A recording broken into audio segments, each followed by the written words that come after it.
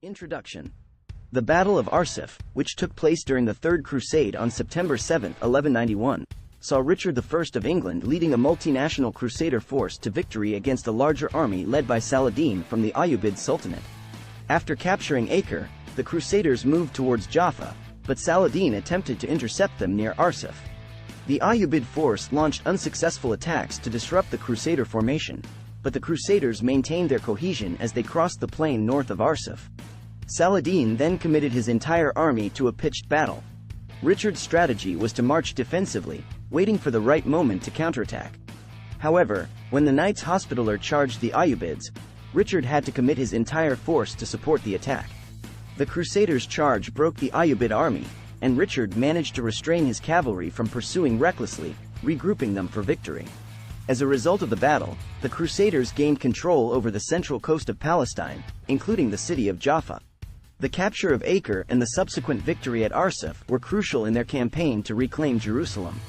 Richard's careful planning and leadership ensured the success of the Crusader army despite the challenges posed by Saladin's forces. Battle. According to historical estimates, the Ayyubid army commanded by Saladin was believed to be 3 times larger than the Crusader army led by King Richard during the Battle of Arsuf. However, the actual numbers were much smaller than the exaggerated accounts mentioned in history. Modern estimates suggest that Saladin had around 25,000 soldiers, mostly cavalry, while the Crusaders had approximately 20,000 troops. The Crusader army was organized into different units, with the military orders assigned to the most dangerous positions. As the battle commenced, the Ayyubid army launched attacks and skirmishes, but the Crusaders held their formation and defended against these assaults. At a crucial moment, the Hospitaller Knights broke formation and charged, inspiring other Crusader units to follow suit. This unexpected counterattack caught the Ayyubid army by surprise and resulted in significant losses for them. The Crusaders regrouped and launched additional charges, causing the Ayyubids to scatter and retreat. Eventually, Richard's cavalry returned to their camp, and the Crusaders took the opportunity to loot the bodies of their fallen enemies. Aftermath.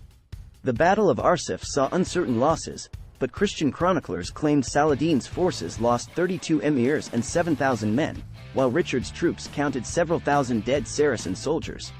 The Crusaders achieved victory, routing the Ayyubid army and boosting their morale. Richard's skill and courage as a commander were showcased, denting Saladin's reputation. After the battle, Saladin struggled to resume skirmishing tactics, while Richard captured and defended Jaffa, advancing towards Jerusalem. Saladin had to evacuate fortresses, and Richard seized Durham with his household troops.